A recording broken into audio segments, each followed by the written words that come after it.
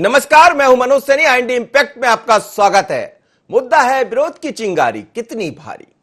कांग्रेस ने 15 प्रत्याशी तय किए, लेकिन जैसे ही प्रत्याशी तय किए हैं उसके बाद विरोध की चिंगारी दिखाई देने लगी। जगह जगह से ऐसी खबरें आ रही, खासकर 3 स्थान ऐसे हैं जहां से खबरें आ रही है कि जिताऊ की तलाश में बन गया विरोधाभास। ये हम कह सकते हैं। जिताऊ उम्मीदवार, एक कांग्रेस ने एक सर्वे कराया था, उस सर्वे के आधार पर 3-3 सर्वे में जो लोग आगे आए हैं उनको टिकट दे दिया, लेकिन उनको टिकट देने से स्थानीय लोग नाराज हो गए। नेपा नगर, गोहद और सांची में विरोध के तेज स्वर दिखाई दे रहे हैं। पोरसा और दिमने में भी कार्यकर्ता नाराज दिखाई दिए हैं। पोरसा से सत्यप्रकाश रखवार है उम्मीदवार, दिमनी से रविंद्र तोमर है। और यह समय बगावत का नहीं बल्कि एकजुटता का है, जैसा कमलनाथ लगातार कहते रहे। लेकिन एकजुटता के बीच ये देखिएगा आप, ये तस्वीरें दिखाई दे रही, विरोध की चिंगारी दिखाई दे रही। और कई जगह से ऐसी खबरें आ रही जब 15 प्रत्याशी तय हुए हैं। कुछ लोग ऐसे हैं जो सपा से शामिल हुए, बसपा से आए हैं, या फिर भारतीय जनता पार्टी को छोड़कर कांग्रेस का दामन थामा है, उनको टिकट दिया गया है। लेकिन जब टिकटों का वितरण होता है तो इस तरह की स्थितियां कई जगह से सामने आती रहती है। जब प्रत्याशी घोषित हुए हैं तो विरोध के सर दिखना, और खासकर कांग्रेस में तो कुछ ज्यादा दिखाई देता है, क्योंकि भारतीय जनता पार्टी में ये सब चलता नहीं है। और चलता है तो फिर क्या होता है, ऐसे हमने कई उदाहरण देखे हैं। लेकिन बीजेपी में चुनाव से पहले यदि इस तरह की बगावत है, इस तरह की चिंगारी दिखाई दे रही है, तो ये चिंगारी कितनी भारी, यही हमारा विषय जिस पर हम चर्चा कर रहे हैं। मेरे साथ इस वक्त शिव अनुराग पटेलिया जी जोड़ रहे हैं, वरिष्ठ पत्रकार हैं, और तो उनसे ही बात कर लेते हैं। सर, क्या कहेंगे, जैसे 15 टिकटों का घोषित किया है कांग्रेस ने, उसके बाद कई जगह से ऐसी तस्वीरें सामने आ रही है, और हुआ भी यह है कि 6 ऐसे हैं जो बाहरी उम्मीदवार हैं, बाहरी लोग हैं जिनको टिकट दे दिया गया है। ये बात अलग है कि खुद कांग्रेस सवाल खड़े करती रही थी भारतीय जनता पार्टी के ऊपर। लेकिन ये विरोध को आप कैसा देखते हैं ऐसे दौर में जब 27 सीटों पर उपचुनाव होना है और बहुत अलग तरह के चुनाव है? दो बातें बड़ी साफ हैं। एक तो हवाम में सब नंगे हैं, सब आयातित उम्मीदवारों के भरोसे हैं। 27 में से 25 सीटों पर भारतीय जनता पार्टी उन लोगों को टिकट देने जा रही है जो कांग्रेस छोड़कर भाजपा में आए हैं, उनका पॉलिटिकल कंपल्सन है। और कांग्रेस ने भी वही दाव अख्तियार करने की कोशिश की है। 15 में से 6 लोगों को, जैसा कि आपने बताया, वो हैं जो भारतीय जनता पार्टी के नहीं है, कांग्रेस के नहीं है, और वो भाजपा से, सपा से, बसपा से, अलग अलग जगहों से आए हैं। तो ऐसे में एक स्वाभाविक नेचुरल जो एक विरोध होता है, स्वस्फूर्त विरोध होता है, वो हो रहा है। आज सबसे बड़ी जरूरत है कि कांग्रेस को इसको विरोध को साधना चाहिए और इसको न्यूट्रलाइज करने की कोशिश करना चाहिए। लेकिन अकेले कमलनाथ की बस की बात नहीं है। कमलनाथ एकला चल पार्टी के तौर पर काम कर रहे हैं, सारी चीजों उनके साथ केंद्रित हैं, और उनका साथ अगर कोई दे रहा है तो अकेले दिग्विजय सिंह है। जबकि मध्य प्रदेश में आधा दर्जन से ऐसे बड़े नेता हैं जिनका असर भी है, रसूख भी है, क्षेत्रीय और सामाजिक प्रभाव भी है, चाहे वो अरुण यादव हो, सुरेश पचौरी हो, विवेक तनखा हो, या दूसरे लोग हों। मुझे लगता है इन सब चीजों पर ध्यान देने की बहुत जरूरत है। जी जी, बिल्कुल सर, बने रहिएगा। आकाश के पास चलता हूँ। आकाश, क्या कहेंगे, जिस तरह के विरोध के स्वर दिखाई दे रहे हैं, कई जगह से ऐसी खबरें आ रही है, बाकायदा लोगों ने पुतले भी जला दिए। हालांकि हम देखते हैं कि टिकटों का जब भी वितरण हुआ है तो विरोध दिखाई देता है, पर यह कुछ ज्यादा दिखाई दे रहा है ऐसे दौर में जब कांग्रेस खुद चिंता में है कि 27 सीटों पर चुनाव जीतना है। जी निश्चित रूप से मनोज जी, जिस तरीके से कांग्रेस के सामने दो बड़ी चुनौतियां, एक तो मिशन 27 के रण को जो है विजयश्री हासिल करना, और दूसरा जिस तरीके से जिताऊ प्रत्याशियों के नाम पर बाहरी प्रत्याशियों को टिकट दिया गया है, उसके बाद कहीं ना कहीं कांग्रेस में असंतोष के स्वर उभरे हैं। अगर हम पहले जो 15 नामों की बात करें जो पहली सूची में निकल कर आए हैं, उसमें से 6 प्रत्याशी जो है बाहरी प्रत्याशी, चाहे प्रागीलाल जाटव की बात की जाए, सतीश माफ कीजिएगा सखरवार जी की बात की जाए, या प्रेमचंद गुड्डू की बात की जाए, या भांडेर से जो प्रत्याशी हैं फूल सिंह बरैया, इनकी बात की जाए, ये तमाम जो है बाहरी प्रत्याशी। यही कारण है कि इनको विरोध भी अब होना शुरू हो गया। भांडेर में भी जो है प्रत्याशी फूल सिंह बरैया का विरोध जताया है कांग्रेस के नेताओं ने, कार्यकर्ताओं ने, और ये डर कांग्रेस के नेताओं को सता भी रहा था। और कांग्रेस के लिए इसलिए चुनौती और भी बढ़ जाती है क्योंकि अभी तक दल बदल का आरोप जो है कांग्रेस बीजेपी पर लगा रही थी कि 22 विधायक जो कांग्रेस का हिस्सा हुआ करते थे कभी, वो अब बीजेपी में है और बीजेपी की टिकट पर चुनाव लड़ेंगे। लेकिन वही स्थिति अब कांग्रेस में देखने को मिल रही है, और यही कारण है कि अब कमलनाथ के सामने एक बड़ी चुनौती है, क्योंकि पहली सूची तो आ चुकी है, लेकिन 12 सीटों पर अभी भी नामों का ऐलान बाकी है और इन 12 सीटों को लेकर भी जो कांग्रेस के बड़े नेता हैं या लंबे समय से जो है क्षेत्र में काम करते आ रहे हैं, उनके कैरियर पर अब तलवार लटकने लगी है और करो या मरो की स्थिति वाली पार्टी जो है 28 विधानसभा सीटों पर जो है चुनाव होंगे, क्योंकि एक सीट हाल ही में जो है गोवर्धन डांगी जो विधायक थे उनका हाल ही में कोरोना से निधन हो गया है, तो उनके कारण भी जो है एक सीट खाली हो गई है। तो ऐसे में अब 28 का रण है और ऐसे में कांग्रेस के सामने ये दो बड़ी चुनौती है, क्योंकि अगर आप कमलनाथ भारी प्रत्याशियों पर भरोसा जताते हैं तो निश्चित रूप से जो अंदरूनी प्रत्याशी हैं, कांग्रेस पार्टी का लंबे समय से हिस्सा रहे हैं, वो जब असंतुष्ट होंगे तो निश्चित रूप से उसका खामियाजा उपचुनाव में देखने को मिल सकता है। तो अब देखना यह है कि किस तरीके से इन दोनों चुनौती को पीसीसी चीफ कमलनाथ पार करते हैं या कांग्रेस पार्टी को उपचुनाव में जो है भारी मुश्किल का सामना करना पड़ता है। चलिए आकाश, आप का धन्यवाद, आप मेरे साथ जुड़े और आप बाकी खबरें भी देख सकते हैं। लेकिन अब मेरे साथ जुड़ रहे हैं लाखन सिंह यादव, कांग्रेस के नेता हैं, पूर्व मंत्री है। लाखन जी, आपका बहुत बहुत स्वागत है। साथ ही उमाशंकर गुप्ता जी, पूर्व मंत्री और भारतीय जनता पार्टी के सीनियर लीडर। लाखन जी, टिकटों का वितरण हुआ 15 टिकटों का और ये कहा जा रहा है कि बार बार सर्वे कराया गया, सर्वे के आधार पर जिन लोगों के नाम सामने आए उसके बाद उनको टिकट दे दिया गया। लेकिन कई जगह से ऐसी खबरें आ रही है जिसमें पुतले जलते हुए दिखाई भी दे रहे हैं, विरोध के स्वर भी दिखाई दिए हैं, खासकर वो 6 लोग जो आप बाहर से लाकर अपने यहाँ टिकट दे दिए, उनको लेकर क्या आपको लग रहा है कि एक बड़ी चुनौती, हालांकि एक विनम्र श्रद्धांजलि भी है कि आपके एक विधायक है कोरोना से संक्रमित होकर गोवर्धन डांगी, वो भी नहीं रहे, तो उनको श्रद्धा सुमन अर्पित करते हुए आपसे सवाल मेरा जरूर रहेगा। जी, मुझे स्वर्गीय गोवर्धन जी के बारे में भी जानकारी नहीं है, लेकिन आपने कहा है, निश्चित तौर में अभी मैं सफर कर रहा हूँ, मैं बाई रोड जा रहा हूँ कार से। अगर ऐसा है तो मैं स्वर्गीय गोवर्धन डांगी जी को, जो हमारे विधायक थे, मैं उन्हें अपनी तरफ से श्रद्धांजलि देता हूँ। जैसा कि आपने बताया कि वो कोरोना की वजह से दुनिया से सब लोगों को छोड़ के चले गए, ऐसे दुखद घड़ी में मैं उनके परिवार को, उनके विधानसभा क्षेत्र के सभी उनके लोगों को एक सद्भावना, उनको तसल्ली देने की बात करता हूँ। ओम शांति।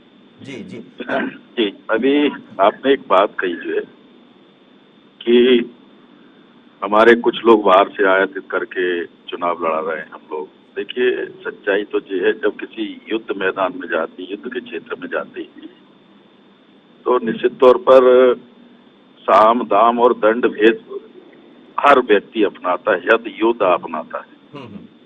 वही कांग्रेस भी कर रही है। और हमारे यहाँ तो 6 लोग, जैसा आप बता रहे हैं कि 6 लोग हैं, वो भी कई तो ऐसे लोग हैं जो बहुत पहले, जैसे फूल सिंह बरैया का भी नाम ले रहे थे मैं, फूल सिंह बरैया पार्लियामेंट के पहले ही हमारे साथ आ गए थे, तो ऐसे लोग हैं। लेकिन भारतीय जनता पार्टी जिन प्रत्याशियों को लड़ा रही है, वो तो एक को छोड़ के पूरे कांग्रेसी हैं।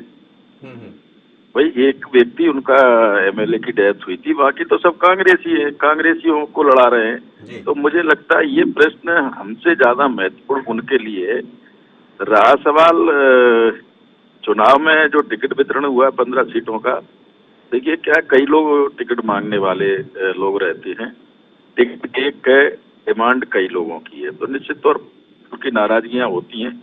लेकिन हम ऐसा मान के चलते हैं कि वो टिकट मांग रहे थे हमारे पार्टी के, हमारे लोग जिम्मेदार साथी, वो उनको तकलीफ हुई है, काफी लंबे समय से मेहनत कर रहे थे, लेकिन मैं ऐसा मान के चलता हूँ वो हमारी पार्टी के मजबूत कार्यकर्ता, और 2-4 दिन की उनकी नाराजगी है। हम सब लोग उनसे बात करेंगे, उनको समझा देंगे, और मुझे पूरा भरोसा है कि वो हमारे जो भी हमारे पार्टी ने आपने एक बात कही है कि चुनाव तो साम दाम दंड भेद से जीते जाते हैं, और ये दिखाई भी दे रहा है आजकल चुनाव ऐसे ही होते हैं, कोई भी पार्टी हो।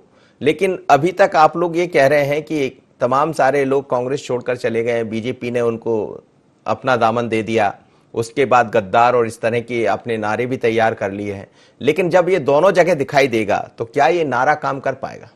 ना, दोनों जगह नहीं है। देखिए, जो लोग 22 जयचंद जो हमें छोड़ के गए हैं, बाद में फिर 3 और गए, तो एक्चुअल में इन्होंने इस प्रदेश की जनता ने जो जनादेश दिया था उसका इन्होंने अपमान करके गए हैं। और चलती हुई सरकार, जिसको 5 साल के लिए प्रदेश ने मैंडेट दिया था, उनके मैंडेट का अपमान करके, उनके साथ धोखा करके, उस मैंडेट का खंडन करके ये लोग गए हैं। इस बात के लिए तमाम सारा आवाम इनको गद्दारी की श्रेणी में रख रहा है। बाकी जो लोग आ रहे हैं वो कोई सरकार नहीं गिरा रहे, सरकार का कोई वो नहीं है, ये तो आना जाना लगा रहता है पार्टियों के उमाशंकर अंदर। गुप्ता जी मेरे साथ जुड़े हैं सर, चलिए उनसे सवाल कर लेते हैं। उमाशंकर जी, कांग्रेस में बगावत दिखाई देने लगी चुनाव से पहले। पहले तो मैं स्वर्गीय गोवर्धन दागी जी के प्रति अपने श्रद्धा सुमन अर्पित करता हूँ। बहुत नौजवान साथी चले गए और श्रद्धांजलि अर्पित करता हूँ मैं अपनी और अपनी पार्टी की ओर से। देखिए, कांग्रेस का ये दोहरा चरित्र है।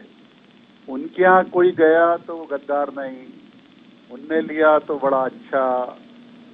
एक ही वक्तव्य में ये दोनों बातें जब आती है कि कोई अगर कांग्रेस छोड़कर पूरा का पूरा एंटायर ग्रुप बीजेपी में जाता है तो गद्दार हो गए, और अगर टुकड़े टुकड़ों में व्यक्तिगत स्वार्थों के लिए कोई बीजेपी से या किसी अन्य पार्टी से कांग्रेस में आता है तो बड़े सज्जन हो गए। ये जो दोहरा चरित्र कांग्रेस का, ये कांग्रेस को खत्म कर रहा है। और मनोज जी, देखना ये पड़ेगा कि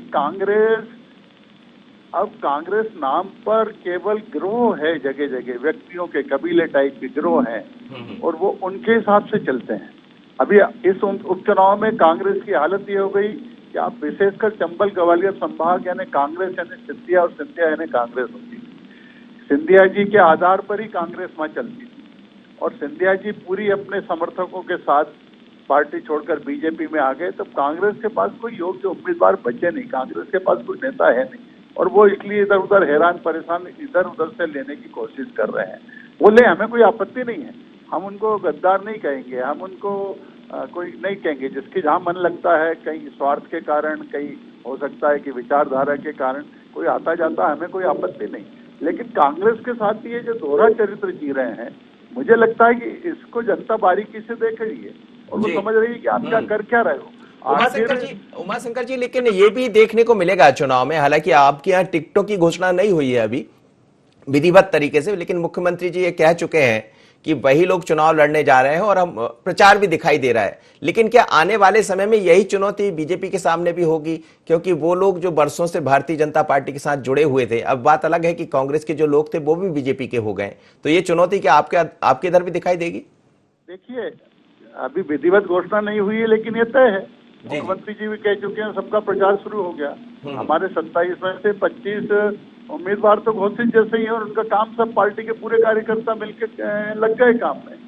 तब घोषणा की तो केवल विधिवत घोषणा होना है, औपचारिकता पूरी होना है, तो कहीं कोई विरोध या कहीं कोई आपको दिखाई दे नहीं रहा है और ये काम में सब पूरी पार्टी लग गई है। और मैं कई बार मैं कहता हूँ, लेकिन इस समय ऐसी स्थिति नहीं है। कई बार होता है, उम्मीदवार घोषित होते हैं तो कहीं थोड़ी बहुत राजी नाराजी हो सकती है, लेकिन हमारे यहाँ तो 25 उम्मीदवार तो घोषित ही हो गए और उन पर काम भी पूरी पार्टी मिलकर ताकत के साथ कर रही है। सभी नेता लगे हैं, सभी कार्यकर्ता लगे हैं। लेकिन कांग्रेस की हालत जो है कि अभी वहाँ उम्मीदवार मिल नहीं रहे और जो घोषित हुई है उसको भी लेकर उठा पटक है। मैं ये सहज बात है, चले, हमें कोई आपत्ति नहीं है, लेकिन मेरा ये कहना है कांग्रेस के नेताओं से कि दोहरा चरित्र और दोहरी बातें करना छोड़ें। एक तरफ आप कहते हैं कि साम दाम दंड भेंट, हम कहते नहीं, हम कहते हैं हम विकास के कारण चुनाव जीतेंगे, विकास को मुद्दा लेके जाएंगे, हम साम दाम दंड भेंट नहीं अपनाएंगे, चुनाव की रणनीति बनाएंगे, अलग बात है। लेकिन आप ये एक तरफ स्वीकार करते हैं कि ये सब चलता है। चलिए, मैं लाखन जी से आपके सवाल का जवाब लूंगा, लेकिन लाखन जी आप और उमाशंकर जी आप बने रहिएगा। मैं हमारे साथ शिव अनुराग पटेरिया भी जुड़े हैं, वरिष्ठ पत्रकार। पटेरिया साहब, आप दोनों को सुन रहे थे इस वक्त, उमाशंकर गुप्ता जी को भी सुन रहे होंगे और लाखन सिंह जी को भी सुन रहे होंगे। क्या ये चुनाव विकास की तरफ जाएगा, यही सब देखने को मिलने वाला? मेरी आवाज सुन पा रहे हैं पटेरिया जी?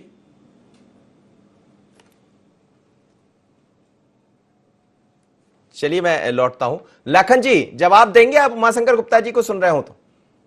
बिल्कुल, उनका पूरा जवाब दूंगा, सजीव जी के जवाब दूंगा उनका। अभी उन्होंने कहा कि कांग्रेस दोहरा चरित्र, दोहरी बात करती है। मैं आपको एक बात बताना चाहता हूँ, जो लोग जयचंद का रूप धारण करके भारतीय जनता पार्टी में चले गए, आदरणीय कमलनाथ जी की स्वच्छ छवि वाली सरकार को गिराया।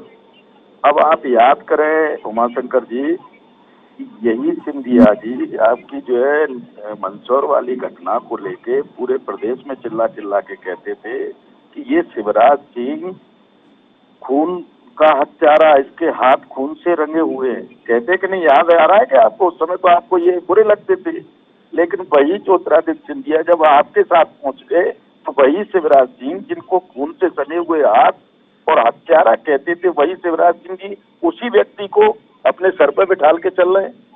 क्या ये आपका चरित्र एक तरफा चरित्र है क्या?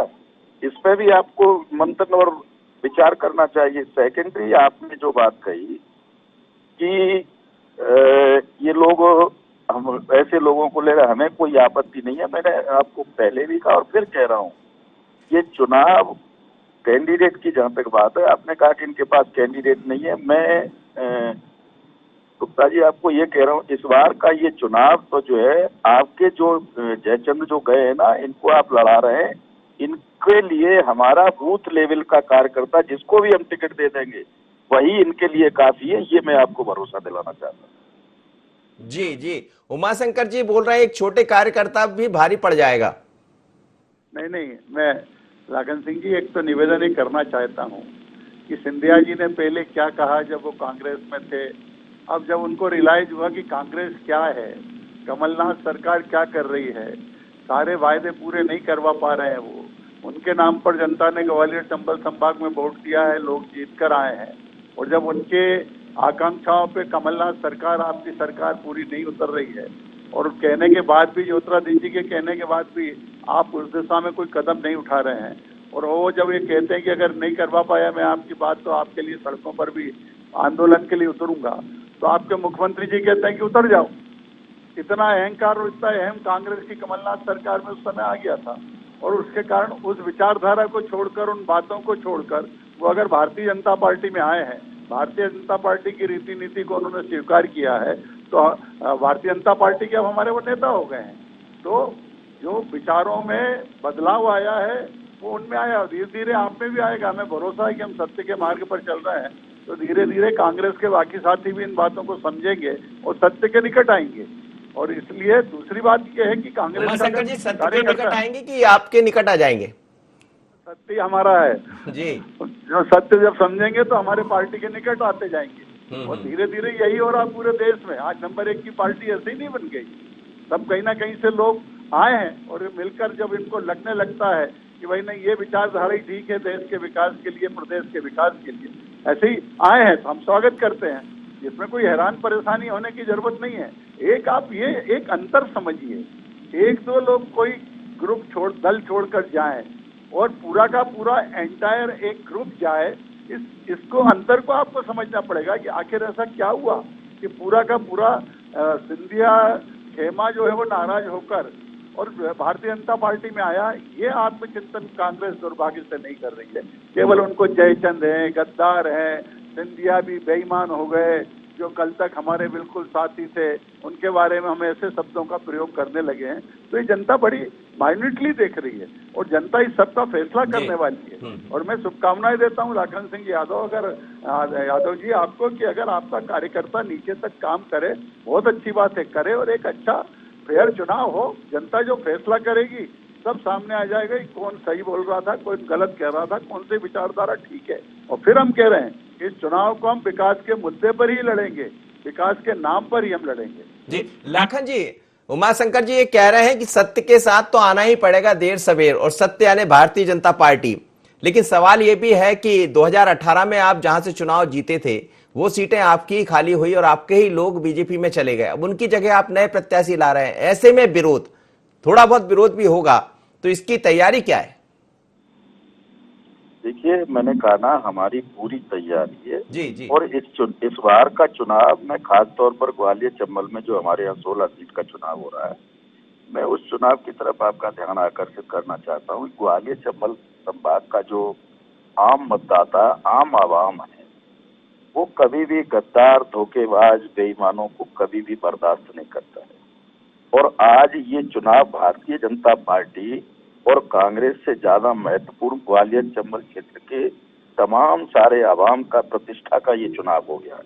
और ये तय उनको करना है कि हमें धोखेबाज, गद्दार, या जिनको हमें 5 साल के लिए चुनको भेजा था और जिन्होंने बेंगलोर में जाके उनके मत को बेचा, मंडी की तरह हाट लगाई, क्या उनको चुनना है अपन को, कि ऐसे लोगों को चुनना है? लखन जी आप बने रहिएगा मेरे साथ। वरिष्ठ पत्रकार शिव अनुराग पटरियाई भी जुड़े हैं मेरे साथ, पहले उनसे बात नहीं हो पा रही थी, उनकी एक प्रतिक्रिया ले लो, लौट रहा हूं आपके पास।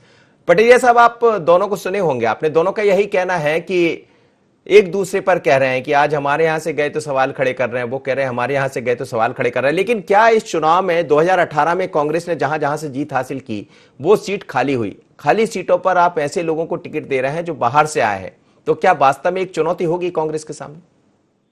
देखिए, निश्चित तौर पर कांग्रेस सामने बड़ी चुनौती है।